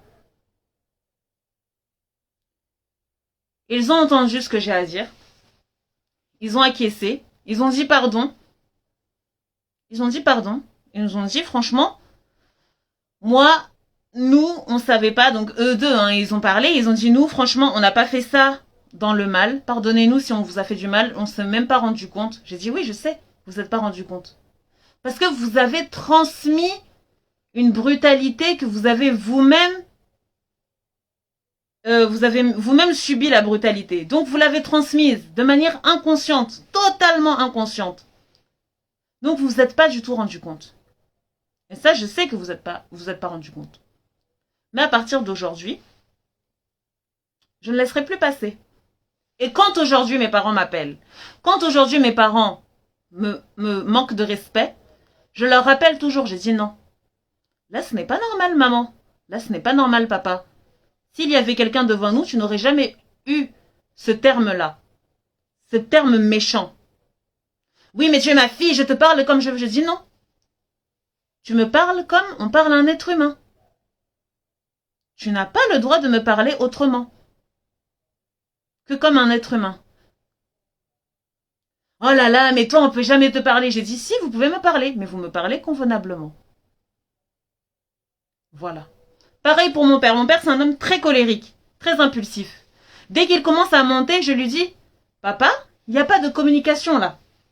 Là, on parle pas là. Toi, tu parles, mais moi, je ne parle pas. Oh, mais arrête, arrête. Je dis, moi, je suis très calme. Pourquoi tu t'énerves? Papa, pourquoi tu t'énerves? Mais non, je m'énerve pas, mais c'est toi. J'ai dit, mais pourquoi tu t'énerves? Moi, je suis là, je parle clairement. Pourquoi tu t'énerves? Il va faire le tour, il va tourner dans la maison, il va revenir, et on va se parler. Je dis, voilà, c'est simple comme ça, papa. Non? Lui-même, il commence à rigoler. J'ai compris que ça va prendre du temps, parce qu'ils ont la cinquantaine. Je ne vais pas changer 50 ans d'éducation, et ce n'est pas mon rôle, honnêtement. Je ne suis pas leur parent. J'ai mon rôle d'enfant. Mais par contre, c'est dans mon rôle de rétablir la justice, de leur faire comprendre que là, ce qui est en face de vous, ce n'est pas votre bébé, votre chose. Parce que, en fait, c'est ça le problème, c'est que les parents, ils ont cette impression d'avoir des bébés en face d'eux, mais des bébés chosifiés. C'est-à-dire que c'est des enfants, en fait, bon, on peut leur dire tout ce qu'on veut, quoi. Ça va pas avoir de conséquences. Mais ils oublient qu'il y a des conséquences. Parce qu'on est humain. Ils nous déshumanisent. Vous voyez? Donc là, je leur ai fait comprendre que papa et maman, je suis un être humain. Donc, on me doit le respect. Donc c'est pour ça que vous devez apprendre à vivre avec. C'est pour ça que j'ai intitulé ça comme ça. Parents toxiques, comment vivre avec? C'est qu'à un moment donné, on doit vivre avec eux. On doit vivre avec eux. Ça, on ne peut pas nous enlever. D'ailleurs, ça fait partie des droits. Mais il faut accepter aussi qu'il y a des moments où vous allez devoir vous éloigner un peu pour digérer. Moi, il y a un moment donné, je ne pouvais plus leur parler. Je leur ai dit, franchement, accordez-moi 2 mois, quelques mois là, pour me recentrer sur moi. Acceptez ça, que j'ai besoin de me recentrer sur moi. Ils n'avaient pas le choix, ils devaient accepter. Et donc, ils passaient par mes sœurs, parce que moi j'ai que des sœurs. Ils passaient par mes sœurs en me disant, mais je comprends pas, qu'est-ce qu'elle a, Madame Lou, ça nous parle plus et tout. J'ai dit non, ils savent très bien. Ils savent très bien, je leur ai dit. Je leur ai dit. C'est pour ça que madame, tu as tout intérêt à travailler sur ça, à travailler sur toi-même, à investir sur toi-même, à rentrer dans ton enfance. Pour regarder les choses avec les yeux d'adulte que tu as, pas avec les yeux de l'enfant apeuré. Parce que c'est ça le problème, c'est que quand tu regardes ta vie avec les yeux de l'enfant apeuré qui était dans le mensonge, il n'y a pas de sens en fait, tout est faussé. Donc tu as tout intérêt à replonger dedans et à faire preuve d'humilité pour accepter la vérité. Et Dieu seul sait à quel point la vérité blesse. Donc voilà les amis, c'était le live d'aujourd'hui. Mettez-moi des cœurs si vous avez aimé. On va passer bientôt aux questions. Je bois un peu, je bois un peu parce que il fait chaud, il fait chaud. Oui, attendez, je vais lire. Oui, Nelma Travel a dit exactement. Ouais. Pas facile, hein.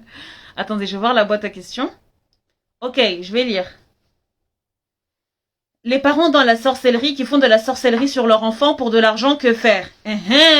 Voilà les vraies choses. Voilà. Oh! Seigneur, tu as vu le live diamant que tu as envoyé ce soir? Abonné diamant. Merci. Merci pour ton courage. Toi, ma sœur, je te remercie pour ton courage. Parce que franchement, là, tu as parlé d'un vrai sujet. Je sais pas pourquoi j'y ai pas pensé. Il y a tellement de choses à dire. Franchement, ça mérite une partie 2 même. Une question diamant. Les parents qui sont dans la sorcellerie. Encore la semaine dernière, j'avais une cliente qui m'a appelé pour ça. Qui m'a dit, Madame Luce, mes parents, ils sont issus d'une grande lignée de sorciers. Comment faire? Ma vie, j'ai que des blocages. Comment faire? Comment faire? Et c'est uniquement pour le charlatanisme, quoi. Genre pour se faire de l'argent. Oui. Mettez des cœurs, s'il vous plaît, pour cette sœur. Parce que vraiment, elle a fait preuve d'un courage hors norme. Merci. Merci, ma sœur. Merci. Merci. Merci. Si vous avez des gens dans votre famille qui sont touchés par ces mots, partagez-leur le live. Partagez-leur le live. Oui, je vais te répondre, ma sœur. Je vais te répondre. Attends, je bois un peu d'eau. Question de diamant comme ça. Non.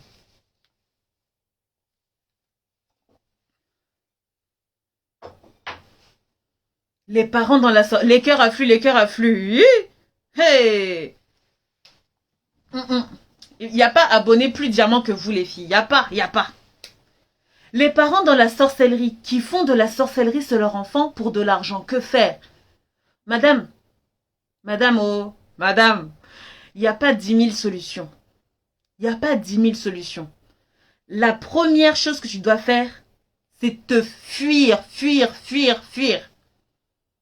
Fuir. Bien sûr, de manière diamant. Mais tu dois fuir. Toujours en cherchant la sécurité. Toujours en cherchant où est-ce que tu peux être en sécurité. Tu seras en sécurité auprès de ton Seigneur. Vraiment, là, tu dois bombarder dans ta foi. Bombarder dans ta spiritualité. Te rapprocher des meilleurs spécialistes. Parce que quand c'est des lignées comme ça, parce que si c'est tes parents, c'est souvent qu'il y a une lignée. Moi, je connais. Il y a une lignée. C'est-à-dire, il y a l'arrière-grand-père qui est dedans, l'arrière-grand-mère, bref. Tout le monde, c'est ça. C'est un business familial. Donc, quand tu es dedans, là, il faut que tu t'armes de grande patience et que tu cherches à fuir. Ça, il n'y a pas d'autre solution. Il n'y a pas d'autre solution. Et quand tu fuis, cherche aussi à faire un travail thérapeutique. À faire le deuil, malheureux, c'est très malheureux à dire, hein, mais de ses parents idéaux, c'est de ses parents, en fait, dont tu as toujours cherché l'affection et l'amour. Tu as cherché à être l'enfant, entre guillemets, béni. Mais comment est-ce que tu peux être un enfant béni avec des gens qui entretiennent la malédiction sur eux? Subhanallah. Qu'Allah nous préserve. Qu'Allah te préserve, ma sœur. Qu'Allah guide tes parents. Qu'Allah guide tous les parents qui sont dans la sorcellerie, d'avoir des enfants qui les permettent de se réveiller un jour, qui se permettent d'aller dans le haqq, qui se permettent d'être dans la vérité. Dites amin les amis, parce que ça c'est un sujet vraiment vraiment grave. C'est un sujet vraiment grave qui nécessite même tout un thème. Tout un thème. Amin. Amin. Les filles mettez amin, parce que là la sœur elle a besoin de soutien. On a besoin de s'entraider. On est des femmes diamants, on a besoin de s'entraider. Prenez vos pouces, vous mettez amin. Prenez vos petits pouces, vous mettez amin. Oui. Qu'Allah fasse que ces parents-là se réveillent un jour et reconnaissent la vérité. Qu'ils puissent se repentir et accéder au haqq. Qu'ils puissent utiliser leur histoire pour guider ceux qui sont égarés. Amin. Donc ma sœur, il n'y a pas 38 000 solutions. Tu dois t'armer d'énormément de courage pour chercher les meilleurs spécialistes, chercher à te sécuriser, chercher à te fuir. Voilà. Et selon ta situation, cherchez vraiment à fuir loin. À fuir loin. Oui, c'est très important. Très, très, très important. Voilà. Je vais prendre d'autres questions. Hein. J'espère que j'ai répondu à ta question, ma belle. Dis-moi. Dis-moi si j'ai bien répondu.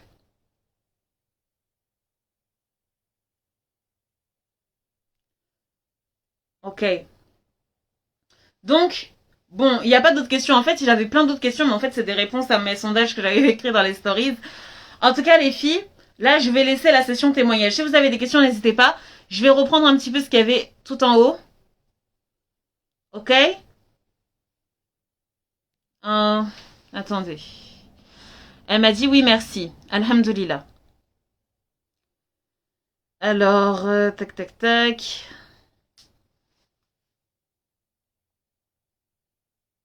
Je vois des cœurs. Attendez, parce que c'est un petit peu dur de remonter. Ça me remonte pas assez loin. Pourquoi ça me fait ça? Attendez.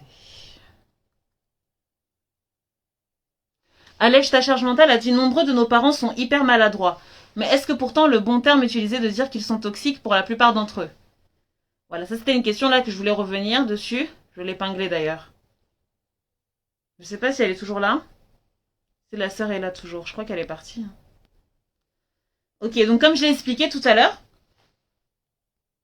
c'est pas parce que ils sont maladroits que c'est normal. Ça ne veut pas dire que c'est normal. Il faut pas changer les choses. Il faut pas... Parce qu'en fait, c'est ça le piège. C'est que quand on pense aux parents, on pense à leur sacralité.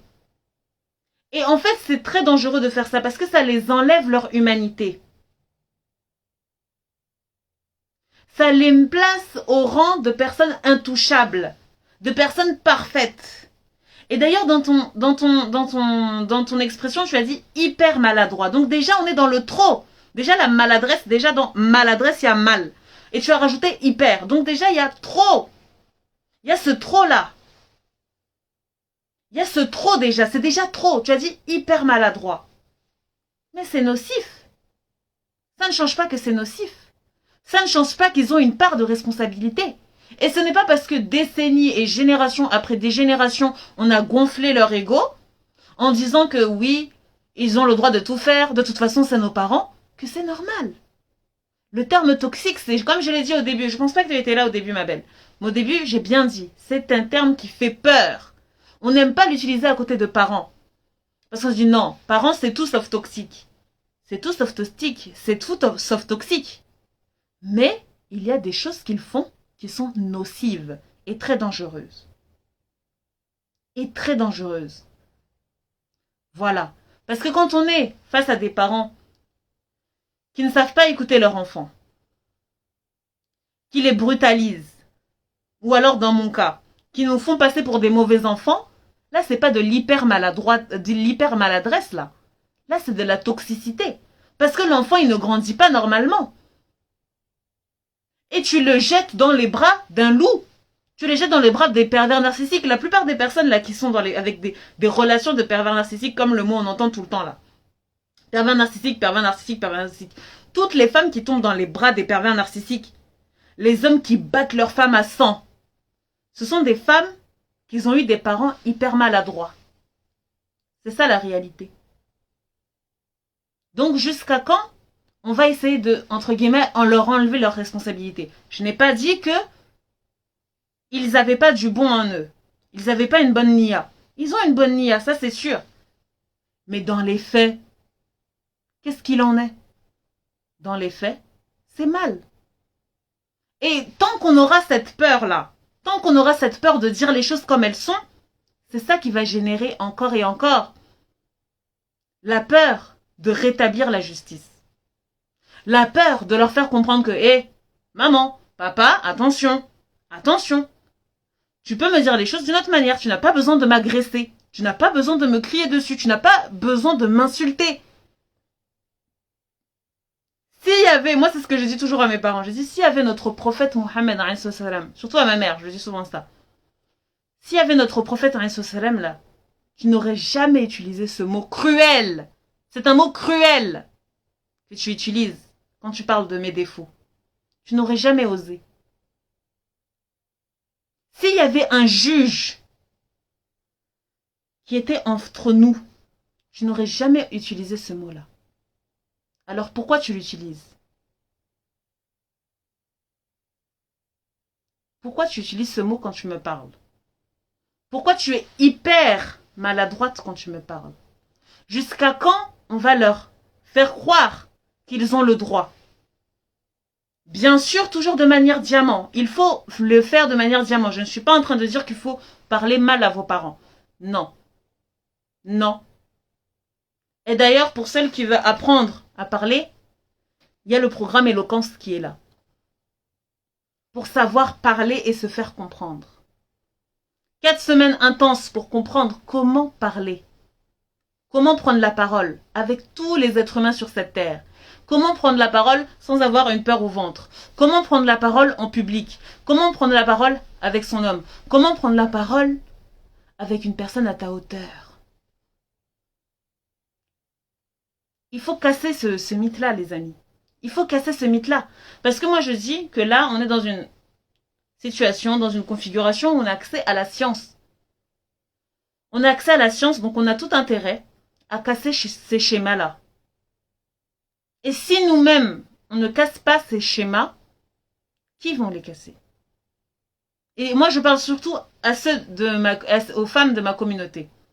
Il ne faut pas avoir honte. Il ne faut pas avoir honte de rétablir la vérité.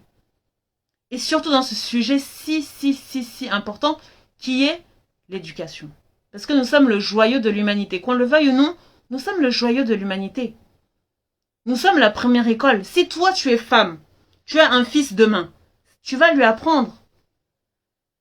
Tu vas lui apprendre que tu le veuilles ou non, il s'imbibe de toi. Déjà même charnellement, il s'imbibe de toi, il s'imprègne de toi.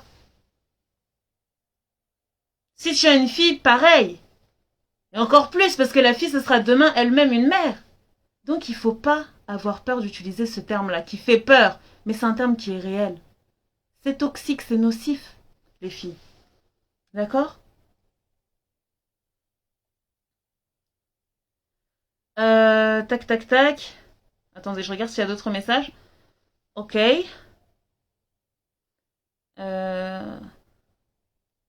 Adia, etc. dit, en tout cas, double rôle. Même les notes, c'était pas assez, c'était abusé, mon Dieu. Non, les parents, là, sont trop durs. 17, ma mère, elle aurait pleuré. Elle aurait pleuré de quoi? De joie ou de tristesse? Genre, c'était pas assez? J'ai pas compris. Oui, je pense qu'on a fait le tour. J'ai fait le tour en haut. Ok, les filles. Tac. Les mixtures, a dit, je lui envoie le live. Attends 1 minute. Ah, allège sa charge mentale? Totalement d'accord. On doit le respect aux parents, mais dans la désobéissance à Dieu, et les parents doivent aussi le respect à leurs enfants, aussi, car les enfants ont des droits. Exactement. Exactement. Ok les filles, donc là, magnifique live ma belle. Bonne nuit les filles et bon courage. Merci petit cœur Nelma. Merci à toi pour ta participation. Vraiment, c'était un live qui me tenait vraiment à cœur. J'espère que vous avez compris mes mots les filles.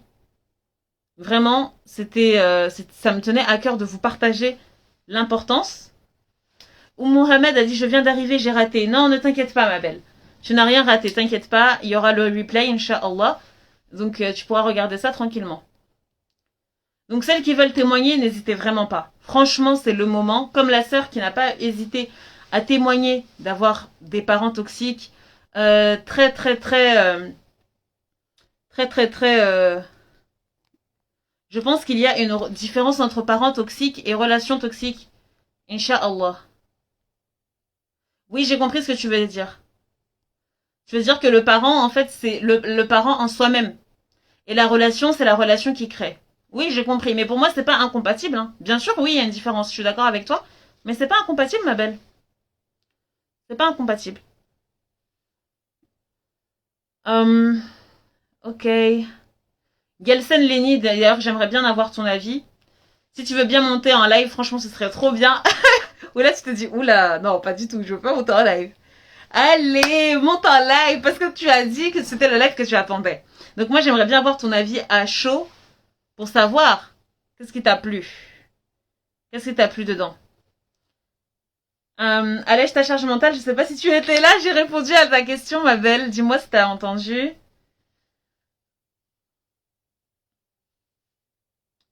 Ok. Merci, merci les filles pour vos... Merci Anx Solidarity qui me dit excellent live. Merci ma belle. Merci à toi pour ta réponse. Uh-huh. Désolée, plus de batterie. Oh, mais c'est rien, petit cœur. Y a pas de souci. Mais du coup, j'expliquais en fait, quand t'étais pas là, j'expliquais que il y avait dans ta question, il y avait le mot hyper maladroit et que dans hyper, la question en fait c'était juste la réponse à ta question. Dans hyper, il y avait le mot trop. Mal, il y a déjà mal. Donc trop de mal, ben c'est de la toxicité en fait, c'est nocif. Et ah, elle dit j'ai raté une partie du live. D'accord, ok, y a pas de souci. Que c'est nocif et donc comme c'est nocif, il faut pas avoir peur d'utiliser ce mot-là et que justement, quand on a peur d'utiliser ces mots, bah c'est que voilà, on veut toujours entre guillemets sacraliser leur humanité alors que bien sûr qu'elles sont sacrées, mais il y a aussi une part qui est très très très méchante parce que les conséquences, elles sont réelles en fait. Elles sont réelles dans le développement de l'enfant, dans l'humain, l'adulte qui deviendra après. Donc c'était un petit peu ça que je voulais dire, c'est que ta question, c'est une question que moi-même je me suis posée. Hein. Je me suis posée et après j'ai compris que non, que c'était très révélateur. Quand on se pose cette question, c'est révélateur. C'est révélateur de la diminution qu'on met. De la diminution qu'on met dans leur part de responsabilité. Ils ont une responsabilité. Elle est inconsciente. Pour eux, eux, ils sont totalement inconscients. Moi, je l'ai vu avec mes parents, ils sont inconscients. Donc, voilà. Wally walou. Je sais pas si Alex, Safia ou les autres filles qui sont là, vous pouvez aussi me dire. Moi, j'aime bien savoir. Hein. N'hésitez pas à m'envoyer des messages en DM.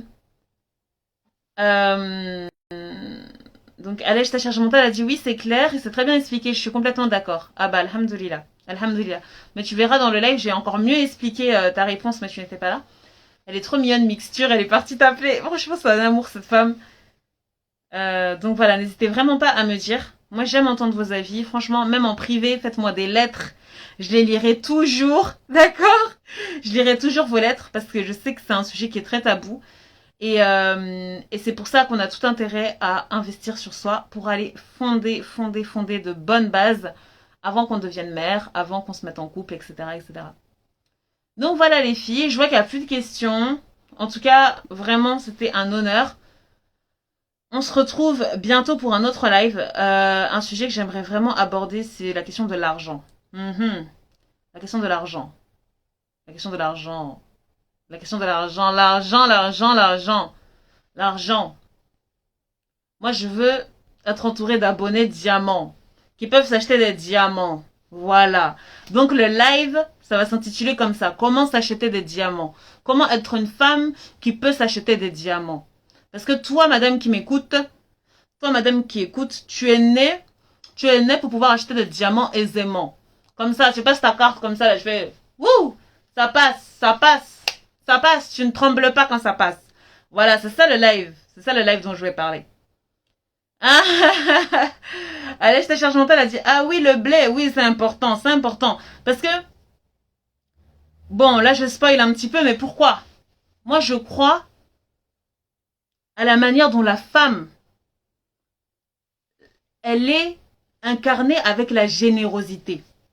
La preuve, elle donne ses membres, elle donne ses organes pour procréer. Elle donne ses organes pour pouvoir garder l'enfant. Elle donne de sa matrice, elle crée même une matrice pour garder l'enfant en sécurité. Donc la femme, elle a un instinct de générosité. Elle a un instinct de miséricorde. Et donc parmi les femmes qui m'écoutent, je décèle en elles énormément de potentiel. Pour moi, toutes les femmes qui m'écoutent là, elles ont trop de potentiel, mais elles l'ignorent. Parce qu'elles n'ont pas eu quelqu'un qui leur montre à quel point elles ont de la valeur. Donc c'est le live qui va arriver bientôt sur comment pouvoir acheter des diamants. Oui, avec la carte bleue. Avec la carte bleue. Comment acheter des diamants? Comment arriver à ce niveau où tu peux te payer des diamants? Voilà. Est-ce que c'est un live qui vous parle, les filles? Parce que vous ne réagissez pas trop, là. Non, vous n'êtes pas sérieuse. Vous n'êtes pas sérieuse. Oh, oui, Adia, mon bébé Adia, on m'envoie des cœurs. Oui, toi-même, tu sais. Toi-même, tu sais comment tu es dans mon cœur. Oui, les cœurs affluent. Oui. Ah ah. Voilà, exactement. Allège ta charge mentale a dit, l'argent est un levier pour accomplir nos objectifs. N'ayons pas peur de vouloir avoir de l'argent, ce n'est pas un gros mot. Exactement, exactement. Mais surtout, il faut comprendre sa valeur, s'estimer à sa juste valeur pour voir comment est-ce que toi, tu peux te faire de l'argent. Et t'en faire beaucoup. Voilà, c'est pas un petit peu, hein. Beaucoup, beaucoup, beaucoup, beaucoup. Voilà, toujours de manière diamant, bien sûr. Parce que c'est ça qui nous intéresse. Comme je le dis souvent, être un diamant, c'est un mode de vie. La brillance est un mode de vie. Voilà les filles. Donc je vous fais de gros bisous. D'ici là, brillez, brillez, brillez.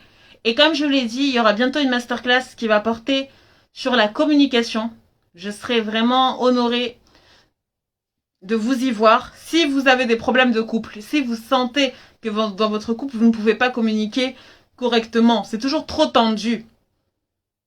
C'est toujours trop tendu. Et puis tu as l'impression que le monsieur là, il te comprend pas. Toute la langue, toutes les langues du monde, que ce soit anglais ou chinois ou soninké ou bambara, ça marche pas. Ça marche pas. Vous essayez de parler, ça marche pas. Jusqu'à quand? Bon, jusqu'à quand? Il faut aller prendre ta place. Il faut aller prendre ta place. Bientôt, on va faire un live avec mon bébé, mon doux diamant, maison Aurélie B. On va faire une masterclass. On va faire une masterclass vraiment de tonnerre pour vous donner tous les secrets pour pouvoir communiquer avec votre homme de manière diamant. Donc, si vous avez des femmes dans votre entourage, tout le temps elles sont au téléphone en train de se plaindre de la communication, faut leur passer l'info seulement. Faut leur passer l'info, hein?